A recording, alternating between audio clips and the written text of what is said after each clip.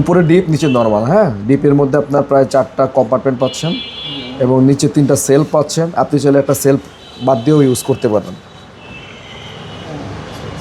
আর এখানে আলাদা একটা বক্স আছে, এটাতে আপনি আদা রসুন পেঁয়াজ রাখতে পারবেন। হ্যাঁ, আচ্ছা আচ্ছা।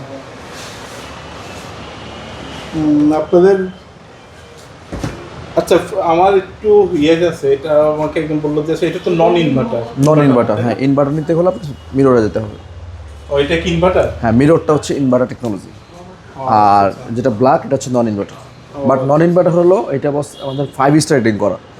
5 স্টার রেটিং করা মানে দ্যাট মিনস আপনার এটা বিদ্যুৎ বিল এমনিতেই কম আসবে। আর R6 এর গ্যাস ইউজ করলে সেটার বিল আরও কম আসে। কি ইউজ করলে? R600A gas number. আচ্ছা, এটা আমি কিভাবে বুঝবো? এটা গ্যাস নাম্বার R600A, এটা আমি আপনাকে লিখিত কনফার্মেশন দিয়ে দিব। কম্প্রেসার ওয়ারেন্টি কতদিন? 12 বছরের কম্প্রেসার ওয়ারেন্টি পাচ্ছেন। আচ্ছা, আমি এটাই নিব আর কি মোটামুটি। আচ্ছা, ফ্রস্ট তো না, এটা তো নন সেমি ফ্রস্ট, এটা হালকা আইস জমবে, তুষারের মতো হালকা আইস জমবে। আচ্ছা, এটা ফুল ফ্রস্ট আর সেমি ফ্রস্টের মধ্যে পার্থক্য কি? ফুল ফ্রস্টে বেশি আইস জমবে, সেমি ফ্রস্টে হালকা একটু আচ্ছা, কম। আমাকে একজন বললো যে আসলে প্রথম যতদিন ওয়ারেন্টি দিই ততদিন আসলে খুব একটা আইস প্রবলেম হয় না বা ওইরকম সমস্যা কম হয়, এটা মানুষের একটা পারসেপশন। তবে ভাই 12 বছর পর্যন্ত একটা প্রোডাক্ট দিলে সার্ভিস, আমার মনে হয় না এটার মধ্যে আর আক্ষেপ রাখা উচিত।